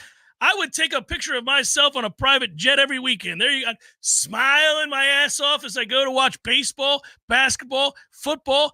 I could go anywhere I want in the country. Me and you, Nicholas Ayer, let's go. I'll even, just for you guys, waive my endorsement fees. That's right. I'm willing to do it. We make a trade deal. You give me access to the private jet. I'll take all the social media pictures you want. We'll hoop it up. Have a great time. Let me bring some friends along for the ride. Let's go. Take me over to the British Open. I'll ride down to wherever it is you want to promote. Got it. I'm in. Quinn Ewers. What? I guess.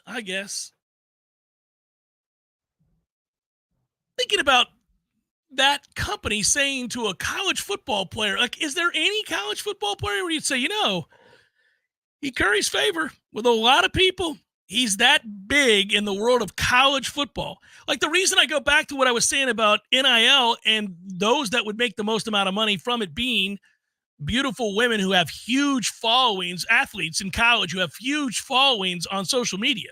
Like, if you look at, I don't remember what her name is. Was it Livy or whatever her name is? But the chick at LSU who is obviously a gymnast, right? She's done very well for herself. I get it. She's got a huge following on social media. You knew she'd make a ton of money once those guardrails came down and you had an opportunity to sell that image, to sell beauty, to sell those kinds of videos.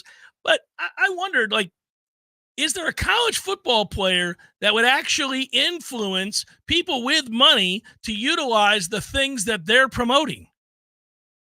Like, would some business owner who has the kind of coin to rent a jet or have a private jet for the week and say, Quinn Ewers has one, and we should do it?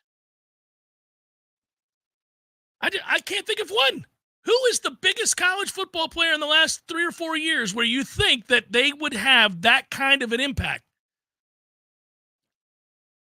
Not even Caleb Williams out at USC. He endorsed, now I'll give him credit, and you wonder, this tells you too how important it is to have a collective. We're very fortunate, knock on wood, that the Bettles Inn has been this buttoned up and this locked in on the landscape, that space of NIL, because I thought immediately that Caleb Williams or anybody out in Los Angeles or New York or Miami even would have it made. You remember some of the first NIL deals, endorsement deals that you read about were like Beats by Dre, right? It's right there. It operates from Los Angeles. It would make sense. So he's getting on and off the team plane with his Beats headphones. I was like, okay, well, man, that's going to be hard to compete with. But that's not really the way this has gone. Florida State's collective has one. I can just tell you this. I'll be vague. Has a top 10 highest payroll in the country. We're in Tallahassee, Florida. Now, there are a lot of reasons for that, but sustaining that is going to be very, very difficult. And you're going to see this expand, and the way that this industry works is going to change. But it hasn't gone the way we thought it would, with huge cities and glamour spots kind of ruling the day. It hasn't been that at all, really. Chef Cameron Show 93.3 Real Talk Radio, Warchant TV. Your local news now. The Tallahassee County Sheriff's Office is searching for a man accused of shooting his girlfriend. LaRon Jones should be considered armed and extremely dangerous. The incident unfolded just before 7 p.m. Friday when deputies responded to the 2000 block of Main Street in Barwick, Georgia, in reference to a shooting. TCSO found a woman who had been shot once in her upper extremities and torso. During an interview with the victim, she revealed her boyfriend Jones was the one who shot her. Jones is wanted on charges of aggravated battery, possession of a firearm during the commission of a crime, and possession of a firearm by a convicted felon. A teen was injured in a shooting during the overnight hours Sunday. A little after 12:30 a.m. Sunday, police and officers responded to the area of Bloxham and Calhoun Streets due to shots being fired. Officers arrived and found a 17-year-old boy with a gunshot wound to his foot. He was taken to a local hospital. Officers collected shell casings and witness statements. No arrests have been made. The investigation is currently ongoing. This is Rachel Anay with your Real Talk 93.3 Local News Update, brought to you by Macklemore Systems, Tallahassee's go-to Mac store. Check them out online at MacklemoreSystems.com. This is meteorologist Paul Trombley with your Real Talk 93.3 weather update. Ample sunshine expected this afternoon with daytime highs approaching 90. Winds out of the south, 8 to 15 miles per hour. Lows around 73 tonight. Mainly cloudy skies expected. Cloudy skies with a few peaks of sun tomorrow. Chance of thunderstorms. High temperatures reach up to 92. This report is brought to you by the Lawn Johns. For all your landscaping and lawn care needs, visit thelawnjohns.com. Right now, it's 89 degrees. Hey, no fans, our partner ISF Inc. is a national management and IT consulting firm located right here in Tallahassee, Florida, solving the future for state governments through strategy, process, and technology. As a trusted advisor for state governments, ISF knows the importance of defining a clear and detailed strategy. Our friends at ISF can help your organization create a strategy that sets you on a path to success. ISF, your vision plus our expertise brings your brilliant ideas to life. Visit ISF.com to learn more. ISF, solving the future. There he is. Haven't seen this guy since, what was it? Oh, shoot. U2 at the Sphere in Las Vegas, baby. Hey, how about that, man? Wasn't that fun? Good show. Good show. Everything about it. Nearly perfect. Nearly perfect. I had everything I could possibly want. I wanted one thing, couldn't find it, and I looked everywhere. No Cubans. What do you mean? No Cubans. There was Cubans. No, I didn't see any Cubans. Dude, no. I'm sure there was Cubans there. I mean, you know. No, I walked around. There was a moment right before the show. I thought, got to find some Cubans. Nothing. Dude, there's Cubans. There was Cubans. I'm sure there was Cubans. In Las Vegas? In Las Vegas. No Cubans in Vegas. There's Cubans in Vegas, man. Eddie, there were no Cubans. Chef. The sandwich. There were no Cuban sandwiches. You're Cuban. Of course I know there were Cubans there. Oh, the sandwich. Yeah, no, there probably wasn't many there in Vegas. No Cubans. No, not yet. Gordo's, bringing the flavor and flair of Cuban food to Tallahassee since 1996. The Jeff Cameron Show, brought to you by Orange Theory Fitness. 2 Tallahassee locations, Midtown on Thomasville Road and Northside in the Village Common Shopping Center. Online at orangetheoryfitness.com. Big win for baseball last night. Would have been a bad game to drop. You're kind of keeping your head above water in a midweek game against Jacksonville. Keep the undefeated record in the state intact, which is nice, but also you're not wanting to have to do anything more in these ACC games than just try to take the series. And Florida State is beginning to get healthier. Credit to Lance Triple last night. I thought that was a cool story. How about my guy with the save over at first base on the pick that saved a run, and then coming up in the 11th and getting the opportunity to walk it off. With all of the success of this Florida State baseball team this year, was surprised to learn they haven't had walk-offs. They haven't had moments like this. They've had big wins. They've had moments to celebrate, but they haven't had these walk-off moments. So good for them. And that's, again, a sweep of Jacksonville. That's a 14-0 record against the teams in the state. That's a suck at everybody who plays baseball in this state, not named Florida State is what it is. By the way, I was reading this today. Heads up, James Tibbs, one of the best hitters in the country. I wouldn't wish this necessarily on my worst enemy, but I am a Pirates fan, and the latest is that the Buccos would draft James Tibbs in the top 10. Now, if you can remove the fact that it might stink for him to have to go play in Pittsburgh because they don't spend any money on their roster, it is a beautiful ballpark with a great tradition, and it's, moreover, a lot of money. He'll be a top 10 pick. In fact, it reads that if the Pirates didn't like a lot of the top-tier players, that they would, in all likelihood, would do backflips to have a pick like this in that scenario. And given James Tibbs improvement upon every year, I could see that. That's a nice gig. I know a lot of you would say, "Oh man, that's tough." That's tough. But back to last night for a second. It's moments like that where you can. This is where getting older. I say it all the time, right? Where I became a dad, and now I look at things through that prism, right?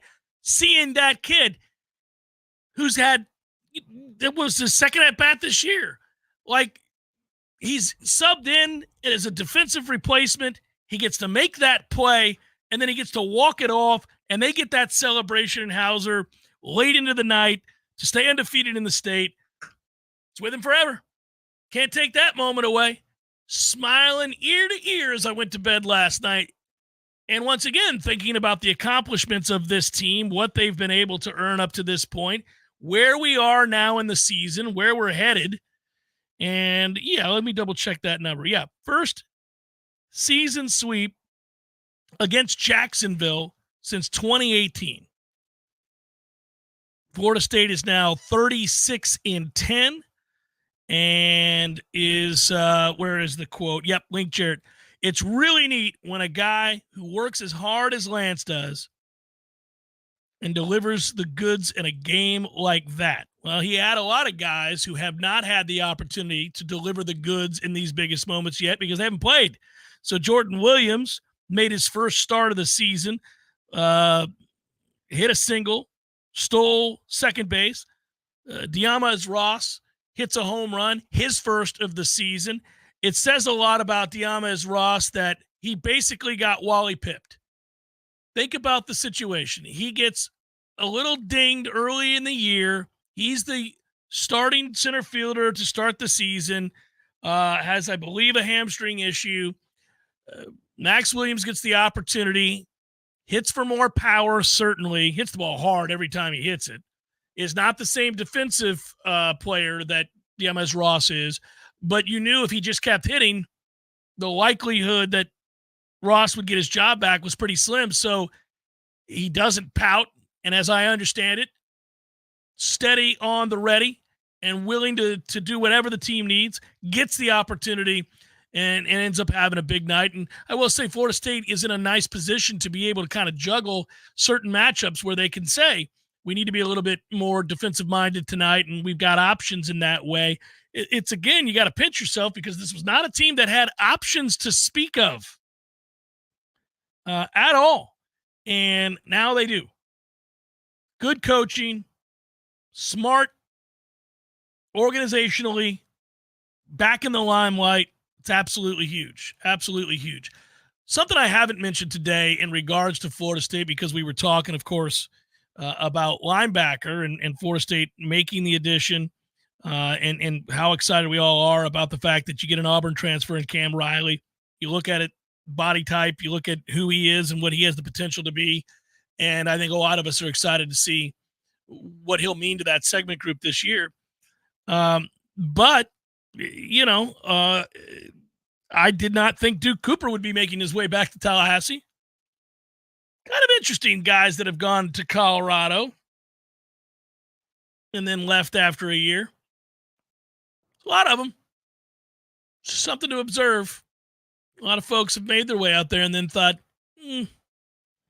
thanks, but no thanks. As it pertains to Florida State, you might ask yourself, and I did certainly when I saw this, why? Now, no money involved here is a way to describe that. And there were moments for Duke Cooper, who I think played, 20 plus games here in Tallahassee, a corner, then moved to safety, and a guy that's been all over that defensive backfield. I guess it's a risk-free addition to the program. You bring in somebody who certainly knows the defense, knows what Adam Fuller teaches, knows what he wants, understands two positions, corner and safety. So, okay. I mean, I think I can handle it. I think it's fascinating. There's an outside chance. There's an outside chance that addition could end up helping Florida State. And I don't know that I would have thought it even in the slightest. And certainly upon seeing it, I kind of thought, what are we doing here? But once I got past worrying about the numbers constantly and just thinking about, are you adding depth? And in this case, you're adding depth, experience depth, a guy who's played a ton of college football. He's played it at a fairly high level. I'm not talking about the locales. I'm talking about that there have been moments in his career where he's played well, moments in his career where he did not, where he struggled in the transition. But you bring him in, and clearly, I think the other thing that it tells you is that while they may not have been in love with Greedy Vance, and I don't think that they were, I think Greedy kind of, in a weird way, played his way out of here. Greedy was not a bad player, though. Greedy did offer you something, and I initially I didn't recoil at the thought of him leaving, but I didn't like it. I thought you could get something out of Greedy Vance, and I thought that he was a useful player on this roster. I think they thought that too. I don't think you make this move unless you're wanting some more depth and talented depth and experienced depth there because of a loss like Greedy Vance. You don't need Duke Cooper to come in and play a ton. You don't need him to come in and be a star. You don't need that, but you do, I think, probably at the end of the day, look at this as a plus. And, again, I got the sense at practice when I would watch this past spring that, you get this happens a lot. And I'm always careful about what I say here just because of Mike's rules. And Mike is really fair in allowing us to give opinions, especially those of us that are talk show hosts. He knows this is our job. This is something we have to do. You get it wrong sometimes, you get it right sometimes, and everything in between. But he's very careful about what you can and can't say in regards to people's injuries, or if there's an off-the-field issue that doesn't involve health. He wants you to be very careful and thorough, and that's fine. You can make certain observations watching these practices where guys go from the penthouse to the outhouse and the outhouse to the penthouse. It happens all the time, and there is no player on this team that is going to be devoid of hard coaching. Like there's no player that's going to be able to miss that. Some guys, it wears on them. Some guys, you can watch their personalities begin to shift. I think it has everything to do with the level of prominence within the scheme, the level of playing time that they get. If you're getting a ton of playing time and you're being ridden by Mike and his staff verbally, physically, but you're playing a lot, you'll live with it. We all will. Remember the old saying when you were a kid, when you first started playing football, hey, it's when the coach isn't yelling at you that you've got problems. And so I think a lot of kids grow up and understand that. They grow to understand that if you're not being yelled at, you're insignificant to him. He's not going to waste his time with you because you're never going to play in his mind. So worry about it when you're not getting yelled at. But there is a level to which it can get, for some guys, grading to the point where they react, especially if that playing time has been marginalized. And I think that one of the things that I've witnessed with certain players here, we had a certain receiver leave the program recently, that the ways that they test guys, and they tell you they're going to do this from Jump Street. I'm going to ride you. I'm going to make you better. I'm going to constantly be at you. You have to be willing to accept it. If you cannot handle it, this isn't the place for you, right? That's a routine pitch that you see.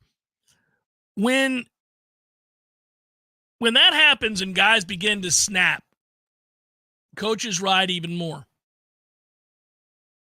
Can you come back around? Can you pull it back together? And you find the ones that do and you find the ones that don't. And what you end up happening about is it's fascinating. You watch guys dissolve. Lewis, that's what I'm talking about right now. Duke Cooper being here. Coop leaves, comes back.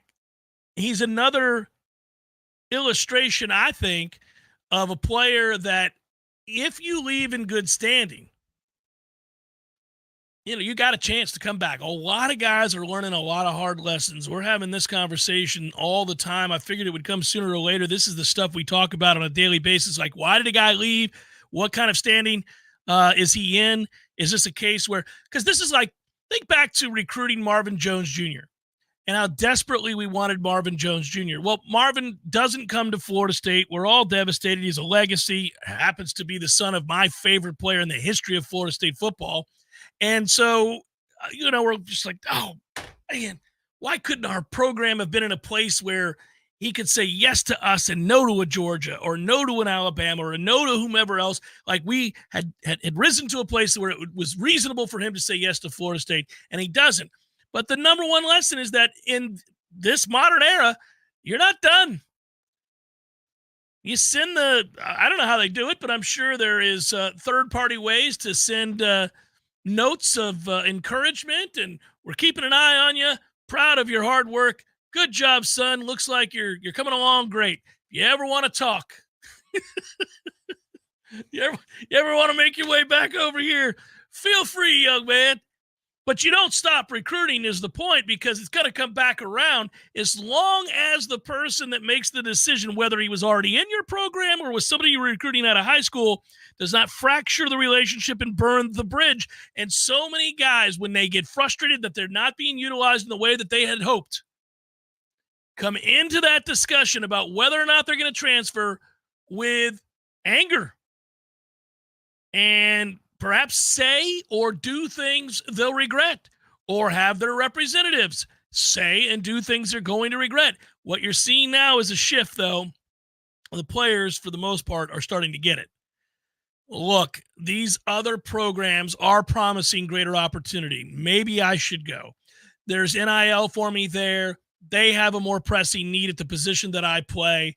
I'm third string here. These guys have been okay. I don't love it. I wish I was playing more. I think I'm better than this player. So should I do it? All right, well, that's a reasonable discussion that every head coach in America now has to have. When you hear coaches complaining about money in terms of what kids get anymore, or you hear coaches complain about the ability to it doesn't do you any good. It's a stupid thing to complain about publicly. It's a part of what college football is, and you can absolutely loathe it, and most college football fans do. But what you can't do is become antiquated and have the game pass you by and be in a position where more and more kids don't see you as viable because you hate the very thing that you're involved in, that you're coaching, that you're benefiting from. So Mike's done a real good job with this. If players begin to figure that out, then everybody's going to win. You can't walk into that coach's office on that day and tell him, I want to leave, and by the way, F off. You never did the right thing by me, and I hate you. You're not getting back. And there are now 5 to 6 players that I'm aware of, I think probably more in the big scheme of things, that have left and wanted to come back, saw that the grass wasn't greener, realized that they weren't being brutalized, that he was just riding them to become better players, that it was more difficult than maybe they had envisioned, maybe they had to grow up a little bit, but the answer wasn't over here, and now I'd like to come back. Well, you can't come back once you've done that. So good news, Duke Cooper clearly didn't do that. Clearly ended up doing the right thing and saying whatever he needed to say at the time that he made the move. All right, it's time for Probables. No music today. You guys get to hear it. So it's time for, how you say, with the pitching, probables?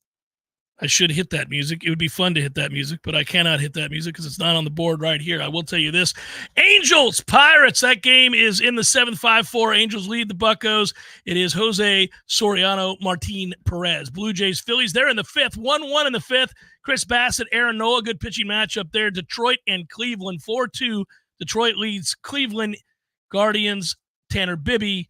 Tigers, Reese Olson. Brewers, Royals, Joe Ross, Brady Singer. Padres, Cubs, Dylan Cease, Hayden Wesnesecki, if I could speak. Mets, Cardinals, Jose Quintana, Sonny Gray. Marlins, Dodgers, Ryan Weathers, Gavin Stone. Rangers, Athletics, Michael Lorenzen, J.P. Sears.